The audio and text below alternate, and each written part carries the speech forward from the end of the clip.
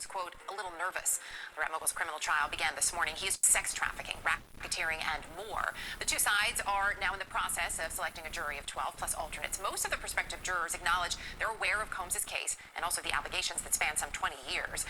Among those allegations, he's accused of forcing at least 3 women to engage in sex acts with him and at times with male prostitutes during parties known as freak-offs, which last for days. Combs faces spending the rest of his life in prison. CNN's Kara Scannell has been covering all of these developments for us. She's outside New York's federal court right now. So some of these prospective jurors already turned away. Kara, why? Yeah, a number of jurors have been turned away. One woman, because she had seen that hotel surveillance video, she saw a still image of it where Combs is on camera kicking and dragging his then girlfriend, Cassie Ventura. Now, the juror said that she referred to it as damning evidence, and after a back and forth with the judge, he decided to excuse her for cause because she had formed an opinion on it. I mean, other jurors have been excused, one because the man had just started a new job and couldn't take off 8 weeks. Another juror was excused because he said he had a negative experience with law enforcement. But so far, 11 jurors have qualified to continue through this process, and the magic number here is 45. Once they hit 45 jurors, that is when the judge will have both the prosecutors and Combs's team do their peremptory strikes. That's where they can eliminate jurors for just about any reason until they get to 12 jurors and a number of alternates. But those who have gotten through, some of them have seen the tape. One woman said she did see that hotel surveillance video. Others were familiar with the case. I mean, there were 2 women who said that they had been sexually abused, saying it happened decades ago, and they thought that they could look at the evidence in this case, which is about sexual assault, and view it fair and unbiased based on what comes into the courtroom. One woman who is proceeding said she was arrested when she was 16 for shoplifting at Harry Potter's World at Universal Studios. The judge asked her what she stole. She said it was a wand. And then another juror who works for the Department of Corrections said that he pleaded guilty to a misdemeanor felony, and he is continuing in this case. So we're expected to continue as long as it takes to get to that 45 and to get through the strikes. The judge is hopeful that that could be concluded as soon as Wednesday, with opening statements in the case beginning next week, and then the beginning of the evidence. So Combs has pleaded not guilty. He has said, his lawyers have said, that all of these allegations are the prosecutors trying to criminalize his sexual activity that they say was entirely consensual. Guys? All right, Kara, appreciate it. Thank you. Brianna? All right, let's talk about this now with entertainment attorney and former litigator Lisa Bonner. First, Lisa, I just want to get your reaction to some of what we learned so far. The judge granting a defense request to dismiss a prospective juror because she called the hotel surveillance video damning. Maybe not surprising, but what do you think about this? When your primary purpose is to care for the world. Good afternoon, Brianna. It's absolutely not surprising because they want to get to a fair and impartial jury, and someone who has already formed an opinion, for example, is not going to be someone that the defense is going to want to move forward with, because you are supposed to listen to what the judge says in the 4 corners of the room. And so when you are walking in there with an already pre-approved idea of what you think is going to happen and what you think your opinion is going to be, it is hard to be able to say that that person is going to be swayed and can be fair and impartial. And we do have the jury questionnaire. One of the questions is, have you, a family member, or someone close to you been the victim of sexual assault, sexual harassment, or domestic violence? It's notable 2 women who said they've been sexually assaulted in the past remain in the jury pool after being questioned. How could that impact things, and specifically how the defense may handle this? Well, that's one of the things that you would be looking for as a prosecutor, right? You would like someone who has experience with sexual violence, and that does not mean that you have a predisposed notion of what he did, but you are comfortable with graphic testimony, for example. You are comfortable watching videos, and you have some experience. So it's not an ideal juror for the defense, but that is someone that the prosecution would want on their team, and that is not a reason to excuse the juror for cause. What kind of juror does the defense want? The defense ideally would be looking for an older man, for example, someone who has maybe been falsely accused by the police, someone who may be in a high-powered job with traditional values, someone who really does not come in with a preconceived notion, someone who is skeptical of law enforcement. Those would be the type of jurors that the defense would be looking for. And at this point, Combs's lawyer is saying he could take the stand. Would you find that difficult to believe? Do you think he could help his case or hurt his case? Well, that's one of the things that a defense lawyer always says. If you look across any of these prior cases, my client is really considering taking the stand. He really wants to tell his side of the story, and I'm willing to bet that he is not going to take the stand. That would be the absolute worst thing that he can do, because that offers up cross-examination. It offers up his priors. It offers up him to be caught in a lie, and really, really can talk to him about anything that he's ever done. So there is probably no way that Sean Diddy Combs will take the stand, although that is a very old trick in the book with the defense lawyer saying that he wants to tell his side of the story. I don't see that happening. Yeah, it would be extraordinary if it did. How tough is this case going to be for the defense? Big mistake. I'm sorry? How tough is this case going to be for the defense? It is an extreme uphill battle for the defense. If you look at the indictment, it is very tight. They have video evidence. They have four witnesses, one being Cassie Ventura, who was very detailed and explicit in her complaint. And you have a large digital footprint. You have Combs trying to contact people to try and get them to recant their stories or make sure that their testimony aligns with his. They've got so much incriminating evidence, but the burden is on the prosecution. So the defense does not have to put on a case, but the prosecution has a very, very solid case here, and it's going to be a very uphill battle, especially with what they are offering as a defense, that it was consensual, that these people are in a swinging lifestyle, and the prosecutions are prudes, and that does not really have anything to do with the case. If you have a consensual, sexual swinging lifestyle, then one thing that is implicit in there is consent. And this case is built on the fact that he was abusive, he was violent, he blackmailed people into staying silent. So that really undermines the defense's testimony right there. So I don't really see that this case is going to be easy for the defense to disprove in any way, through cross-examination or otherwise, any kind of allegations that most of the allegations that the prosecution is putting forward. Is a very, very strong case. Yeah, we'll have to see what the defense is when it gets into the details of it. Lisa Bonner, thanks so much. Welcome to TMZ Live. Harvey Levin here. Charles here. So the Diddy trial starts next week. It is here. They will do jury selection next week. The plan is for opening statements a week from Monday. So it is before us, folks. And there is something really interesting on the prosecution side. Yes, we talked a little bit about theatrics from Diddy's side and what he. I wouldn't call it theatrics. Not theatrics. Call it strategy. It's really legal strategy. It's strategy. But appearances make a difference. They do. In court, and obviously the feds are aware of this as well, because we now know who all the prosecutors will be on Diddy's trial. They're all women. They assembled a team of female prosecutors, and that is definitely not by accident. And some of them, at least one of them, is Very famous. You know the name. Famous family. This is the daughter. Maureen Comey is the daughter of the former FBI director. And James Comey, I think, was a prosecutor in the Southern District of New York as Was well. indeed. Yes. In fact, he prosecuted Martha Stewart. Right. So, it all kind of comes together here. So And Maureen Maureen- Comey, who we're told from all accounts, she is a fierce prosecutor. She was involved in prosecuting Ghislaine Maxwell, Right. and also Jeffrey Epstein. So she has been involved in some very big cases. And then the other 5 lead prosecutors, Emily Ann Johnson, Madison Reddick Smizer, Mary Christine Slavic, Meredith Foster, and Mitzi Steiner. Everything begins with an M there. Yeah, except for Emily. Well, but that sounds like And M. that sounds like M. Right. So it's the M and M and M and M and M gang. So, like Charles said, I suppose it could be coincidence. I don't think it's coincidence, and especially given the nature of the case. Yes. Because when you look at who is examining these various witnesses,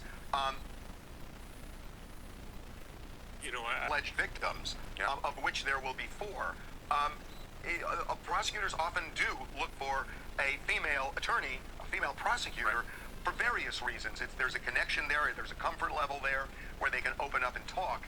And I don't think this is coincidental at all. But I think this is a double-edged sword in a way. Yeah, definitely not coincidental at all, Harvey. Just to talk about that point for a second, the U.S. Attorney for the Southern District is going to have hand-selected these attorneys very particularly. This is a very important case for them, extremely high profile, and they want to win. And so they picked great lawyers, no doubt about it. The fact they picked all of these women, they are clearly, to get to the second point you were making, this is an effort to try to curate their lawyers to appeal to this jury. I'm not sure how this works for them. I think maybe you can overthink these things a little bit, and I don't know that an all-female panel necessarily plays to a jury, regardless of the gender makeup of the jury, necessarily plays to that jury. I know all of the alleged victims in the criminal case are all women, and so they're trying to sort of stand united with them, but does it at that point become more about the cause of female empowerment, about women's rights, about women victims, and less about the actual conduct of this defendant? No, I think that's the double-edged sword. That it might work How does the jury to that extent, where people feel like we're even making a bigger statement than just about one man. We're making a statement about a cause. But on the other hand, there might be people who say we shouldn't be nailing a guy for a cause. We should be nailing a guy for the guy and what he did. Right. And so that could work both ways. And remember, what the defense needs is one vote. What the prosecution needs is every vote. And that's the difference, that if this doesn't sit well with even one of the jurors and they start feeling that, that could create a problem. If you're the U.S. attorney, what you want you want the best attorneys you can have in there, and it really, I know you want to, like we said, appearances matter, but you want to win this case, and you need, like you said, it's harder for them. Yeah, you need every juror. The concept of the best attorneys, I mean, you know, the really good lawyers... What's the most experienced? But the really good lawyers are, you know, it's not this wide range. I mean, there are a lot of lawyers who operate at a really high level. Sure. So I'm sure all of these lawyers do. And so I don't even think it's so much we pick the best 5 lawyers. I mean, there's a group of lawyers that are all best great. 5 lawyers for this case. The question is, did the fact that they're women factor in, knowing that all of them are great, but did they want this specifically? And I think the answer is yes. I mean, I think you can take top lawyers and say, look, there were 20 of them, but we, for various reasons, want all 5 to be women. Right. And we will see if that works. Hi, my name's Juwan. I'm from Detroit. I think it's justice for the prosecution team to be all women, especially considering the crimes that he's alleged to have committed against women. From the BBC World Service YouTube channel with me, Anushka Batanda-Dowty. Now, it's just 7 days until opening statements in the trial of Sean Diddy Combs. He is fighting for his freedom against federal charges of sex trafficking, transportation for prostitution, and racketeering with conspiracy. He denies them all. Now, you already know we're going to be out there in New York getting you the updates as soon as they happen, so make sure you subscribe. But on the 25th of April, there was a pre-trial court hearing in the Southern District of New York, and this gave us a really clear view of how Diddy's team are gearing up to fight those sex trafficking allegations. In short, his lawyers told the court that he's a swinger, and quote, he thought it being swinging was appropriate because it was common. Also, later on, we'll be taking a look at the questions potential jurors may be being asked, including ones you might not expect, like whether they're into crime shows. Joining me today is our resident dream team, Rolling Stone senior investigative reporter Cheyenne Roundtree. Hi, Cheyenne. Hi, morning. And criminal defense attorney Sean Kent. Hi, Sean. Hey, how are you doing? Cheyenne, can you just explain to us a little bit more about what was decided at this hearing? Sure. So this is one of the last hearings that we'll have before Diddy is in court, and so this hearing was to kind of hash out some last issues on the table. One of the big things was the CNN hotel video that I think everyone has seen, where Diddy is seen kicking, dragging Cassie in a hotel as she was supposedly leaving a freak off. Diddy's team had claimed that the video was deceptive, that CNN had sped up certain aspects of the video, that there was different camera angles, that the sequence of events weren't exactly accurate, so they didn't want the video to be included at trial. However, the government said that they have a cell phone footage of the camera that shows the events similarly, but it's not the full video, and that they have witnesses that can testify to its authenticity. The judge did rule that this video will be allowed into evidence, into court. We'll just see exactly how much will be shown. And that was one moment we've all been waiting for, to see whether the jury will be played this video. There was another sort of headline-grabbing moment where Mark Agnifilo got up and made some comments about Diddy's sexual habits, practices, proclivities. What did he say? Basically admitted that Diddy considers himself a swinger, and I think this whole case is boiling down to consent, or what was happening in the bedroom between Diddy and these other alleged victims. And it seems that Diddy's defense is saying this is a swinging lifestyle, this is his lifestyle, this is what he thought was common. It is common to bring in sex workers for these events, and what he was doing was under what he thought was normal. He's a swinger. And Mark Agnifilo got up and said there's a lifestyle, call it swingers or whatever you will. He thought it was appropriate because it was common.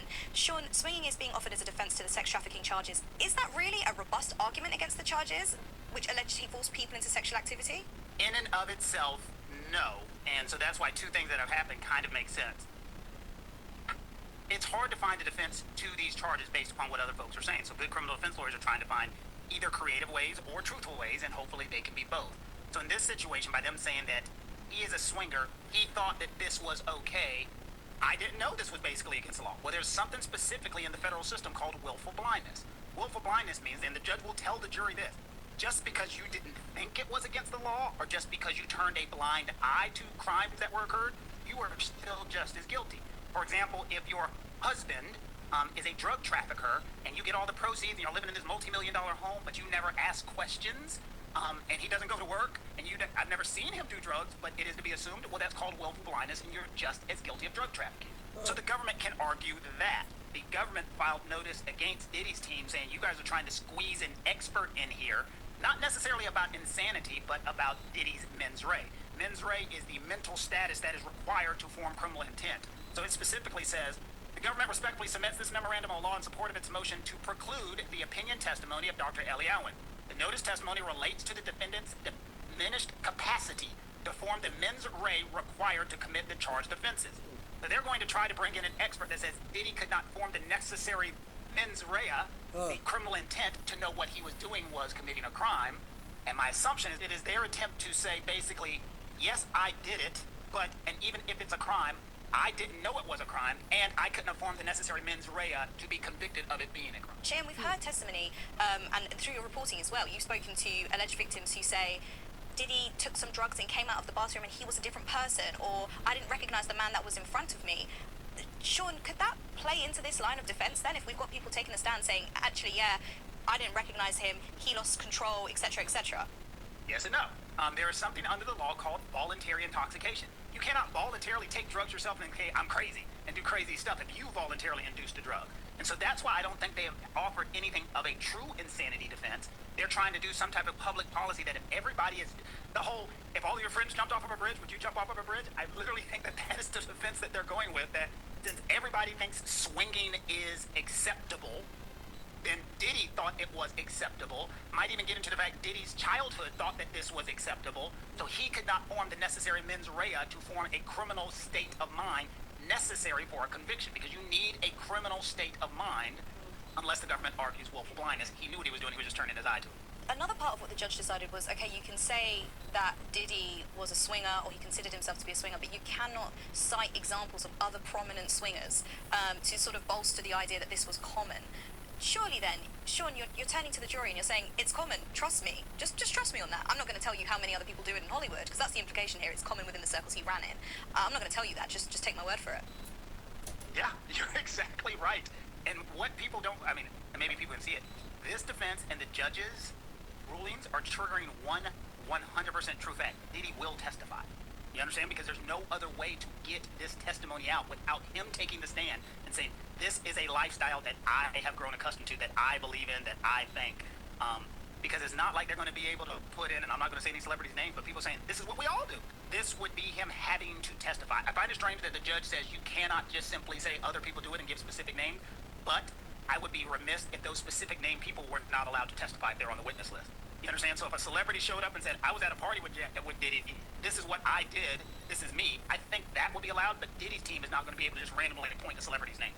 Wait a second, because they've been sort of arguing against this. Do it and give specific names, but I would be remiss if those specific named people were not allowed to testify if they're on the witness list. You understand? So if a celebrity showed up and said, I was at a party with Diddy, this is what I did, this is me, I think that would be allowed, but Diddy's team is not going to be able to just randomly point the celebrity's name. Wait a second, because they've been sort of arguing against the sensationalization of these multi-celebrity orgies and happening at these white parties and, you know, everything that social media was lit up with. Cheyenne, doesn't this line of argument just add fuel to the freak-off fire? I think, we're forgetting, not forgetting, but like this is a trial for his life. And so while in, other media reports and speculative reports about, who's at this party, if there's someone in the room that is a high-profile name that can vouch for it, this is something we all have done. Of course, I'm sure Diddy's team was like, please come and say that what he's doing is nothing wrong, that we all do this, that this is common within our circles, and why wouldn't they add that to the defense? So versus then just kind of throwing it out there for no purpose, just for gossip and spectator sport, this is actually where this testimony would come in handy. If they called you to the stand to say that, would you have to come, Sean, or could you just say, I'm not putting myself out there saying that?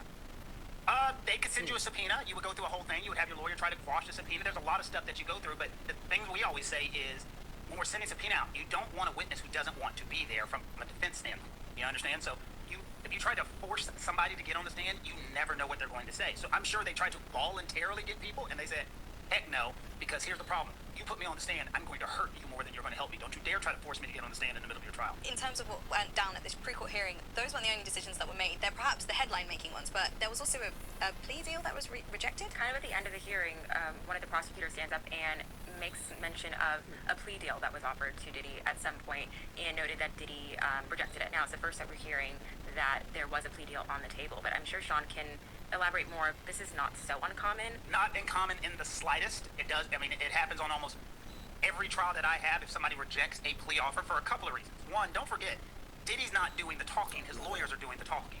And a lot of times what ends up happening when someone gets convicted, you don't want them later to say, I didn't know there was a deal on the table. My lawyers never told me. This is completely unfair. So this is the judge making sure you knew that there was a plea offer, Mr. Combs. You rejected the plea offer, and he asked him the questions. Have you been told it's a plea offer? Yes. Have you been told what the terms are? Yes. Has anyone forced you or threatened you in any way to take or not take it? No. You on your own have made the decision that you do not want this deal. Yes. And you understand this deal will never, ever be back on the table. Yes. That protects the government also in case he tries to appeal later and say, nobody told me everything. So this is incredibly common, happens in every trial. And like clockwork, usually what ends up happening is the second the defendant rejects that plea deal, the government's like, oh yeah, by the way, here's all the other evidence we plan on using against you. It's like, you turned it down? You sure? You positive? You sure? By the way, here are all the angles of this butt-naked free-call party we intend on offering against you. And they just go from there. Just like, now that you've turned it down, we're coming after it. We turn now to a major case that has dominated the headlines for months now. Jury selection in the trial of Sean Diddy Combs begins tomorrow, and I did want to give you just a little bit of a background on this, as the trial will start tomorrow, beginning with jury selection at a federal courthouse in Manhattan. Testimony will likely start the following week. The three-time Grammy winner was indicted last September and has been since held in a federal jail in Brooklyn after judges ruled that he would be a threat to intimidate witnesses and victims if released. The 17-page indictment against Combs accuses him of using employees of his business endeavors, including record labels, a recording studio, an apparel line, an alcoholic spirits company, a marketing agency, a media company, and television network to facilitate his crimes through acts that included kidnapping, arson, and bribery. If convicted on all charges, which include racketeering, conspiracy, sex trafficking, and transporting people across state lines to engage in prostitution, Combs faces a possible sentence of decades in prison. I do want to bring in criminal attorney Eric Faddis to speak more on this. And Eric, I appreciate you joining us here on Live Now from Fox. Be with you, Stephanie. So this case is going to have a lot of bombshell testimony, no doubt, but I want to start with jury selection that's expected to begin tomorrow. When it comes to what an ideal juror is for the defense and for the prosecution, what are each side looking for a juror? Yeah, Stephanie, I think the defense is going to look for people who are open to non-traditional lifestyles, who can receive evidence of what defense will sort of style as sex, drugs, and rock and roll, and not get put off and not rush to judgment. On the flip side, the prosecution is going to be looking for folks who are not going to be distracted by, the new shiny object over here, who are not going to get off course by any kind of circus that Diddy team may try to bring into this trial. So, I mean, this has garnered much media attention. How does that factor in when it comes to selecting a jury? Because no doubt most people have heard of what is going on. Totally. So it presents a significant problem. Here's the thing. The judge wants to find jurors who are fair and impartial and who have not already developed an opinion as to Diddy's guilt or innocence. Well, that's hard when every media outlet in the world has covered this case. They've likely already heard about it. And so what the judge is going to have to do is determine how much exposure the potential jurors have had to this Diddy saga and whether they can put that aside and simply base their verdict on what happens inside that courtroom and not everything that has gone on preceding that. I also want to ask you this. One of Combs' attorney, and you mentioned this, the lifestyle of the sex, drugs, and rock and roll. One of Combs' attorneys had mentioned, my client is not perfect, but everything that was done, was involving consensual adults. There's a lot of evidence, particularly the one with the videotape of Sean Diddy Combs and his then girlfriend, Cassie, showing that he was punching, kicking, and then dragging her inside an LA hotel. How significant is that piece of evidence? The Combs attorneys, they didn't want this to be included. A judge ruled that it could be. So how pivotal is this particular piece of evidence? The video of the Cassie Ventura assault can't be underestimated. So it's clearly inflammatory. Anyone who watches it, it evokes a feeling of, oh my gosh, I feel bad for this person. When we talk about the legal relevance of it, I think it goes more towards the RICO charge and less towards the sex trafficking charge, to show that Diddy engages in violence and threats of violence to silence people, to get his way. But of course, prosecutors will try to weave that video into the sex trafficking charges, as Cassie Ventura is listed as victim number one in the sex trafficking count. So let's talk about those charges, because obviously the prosecutors have to prove beyond a reasonable doubt some of these charges. What do they have to present to actually indict Combs? Because a lot of this, is perhaps bad behavior, and no doubt his defense team is going to paint it as such. But how does it rise to the level of, let's say, racketeering and all these other charges? Sure. So the first charge is racketeering. That is a law that was really developed to go after mafioso types, to go after crime families. Here, that they're saying that Bad Boy Entertainment was a criminal enterprise and that Diddy engaged in multiple acts of predicate offenses. Those are listed as arson, bribery, kidnapping, that kind of thing. And that all of that was done in relation to and perhaps in furtherance of that criminal enterprise. Second, they are charging 2 counts of human or sex trafficking by fraud, force, or coercion. That's essentially that a commercial sex act was committed by fraud, force, or coercion. The prosecution's going to talk about drugging and that sort of thing. Lastly, they're charging interstate, essentially like an interstate act where Diddy's team recruited a commercial sex worker to help them transport that person across state lines for a commercial sex act. And so those are really the basics of the elements that the prosecution is going to seek to prove at trial. You know, we're going to hear from many witnesses, taking the stand. When you take a look at the scope of this trial, with jury selection beginning tomorrow and then likely testimony the following week, how long do you think this trial is going to last? I think some of the estimates that I've seen seem on the low end. I think this is going for weeks, if not months. This is a very involved indictment. It includes alleged offenses that span almost 2 decades, and there are going to be multiple witnesses and law enforcement investigators and everything under the sun. The jury's going to hear about all of that, and then the defense also has a chance to put on their case. They're going to put on their witnesses and try to establish that, hey, these acts, although they might be unsavory in some folks' eyes, they were not non-consensual, and because of that, they were not criminal acts. A lot of discussion about whether Sean Diddy Combs himself will take the stand. Defense teams often shy away from that, even if, someone is very keen on, sharing their perspective, their truth. Do you think that's going to happen, or do you think that he is not going to take the stand? Yikes, I would absolutely advise him not to take the stand, in part because there's so much impeachment material that he would be confronted with while on the stand. Look at the Cassie video in and of itself. The prosecutor would walk through that in painstaking detail and say, hey, is this you, kicking your girlfriend in the stomach while she's on the ground? Is this you dragging her by her hair? Don't you understand that could cause pain to somebody or cause them to be intimidated? Was that part of your design all along? All of these questions could be damning for Diddy, and I doubt that he would take the stand. From your perspective as a criminal attorney, as we see this trial unfold, are you keeping a very close eye on anything in particular, whether it be certain witnesses, whether it be certain pieces of evidence? What are you really focusing on? One thing that's really going to matter, I think, is how Cassie Ventura, victim 1, presents on the stand. She is a superstar, and she has alleged that she was sex trafficked and also physically assaulted and everything else. If she could convey the emotional reality of what she says happened to the jury, make them feel what she felt in those moments, that is going to go a long way. On the other hand, if she comes off as kind of a disgruntled and jilted former ex-lover who has an axe to grind against Diddy, that is going to score points for the defense. And so really her testimony is going to be key in this trial. So, do you expect her to be the first witness called to the stand, or do you think that they're going to save that testimony to the very end? I'm not sure that they want to just play their entire hand right out of the gate. I think you sort of build up to it. You set the stage. You probably have some law enforcement witnesses who will talk about what Bad Boy Entertainment is, the investigation into the activities of that organization, and how that sort of gave rise to Diddy's feeling powerful and like he's untouchable. And then go into the specific acts that are alleged against Diddy with respect to sex trafficking, physical abuse, and that kind of thing. Eric, it's going to be very interesting to see what comes of it. This is out of a New York City courtroom, so no cameras allowed inside, but oftentimes we do get some of those photos prior to them closing the doors to the media. It's going to be very interesting to see what comes out of it, and no doubt, Eric, we're going to be speaking with you again, but we appreciate you taking the time to join us today.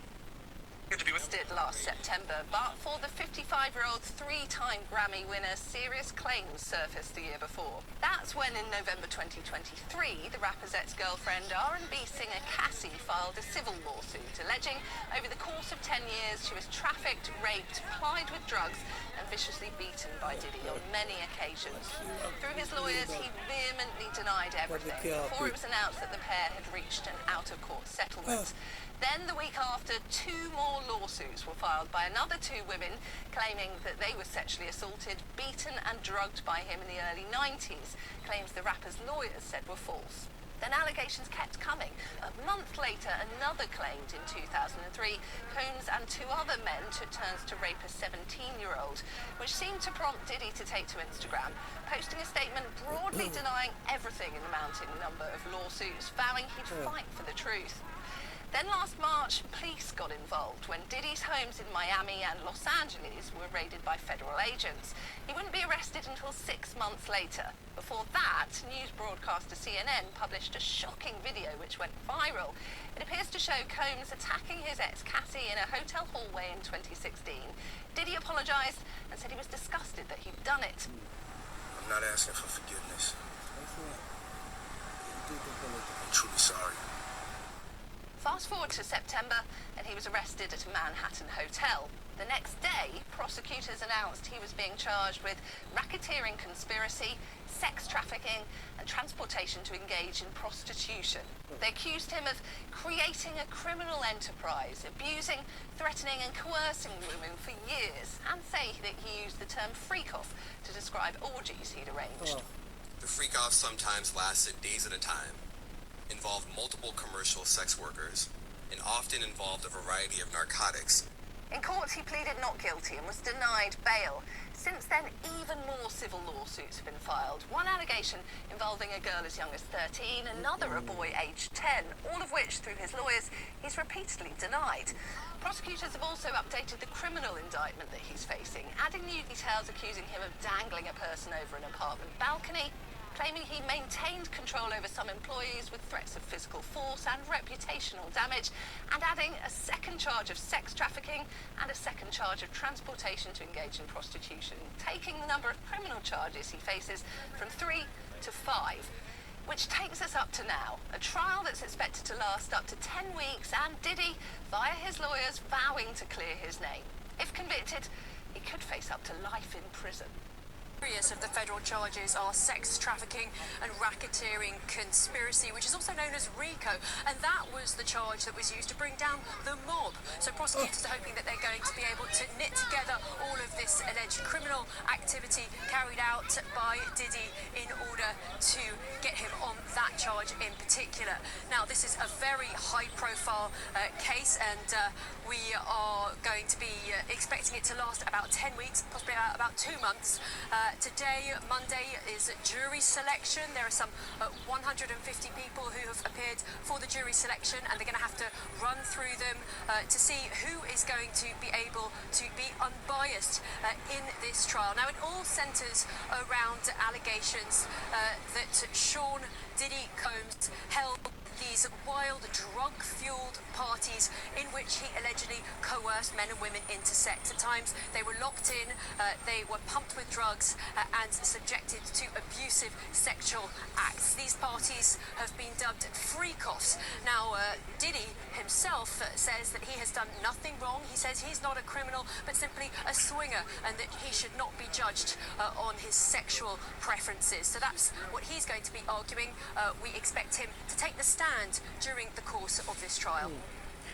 Jessica, given that Puff Daddy, Sean Diddy Combs, now he's somebody who's known around the world, you know, given what he's done to hip-hop, what kind of media attention, I'm curious, is this trial getting? Well, I'm absolutely surrounded by media and by members of the public. There's been a lot of yelling. There are a lot of people with strong opinions. Everyone knows who Puff Daddy or P. Diddy or Sean Combs or Diddy, depending on which generation you're from, is. And there is a lot of attention on this trial because it's all about sex and drugs. It's also really, Diddy was a cultural force, and he embodies much of the American dream. He is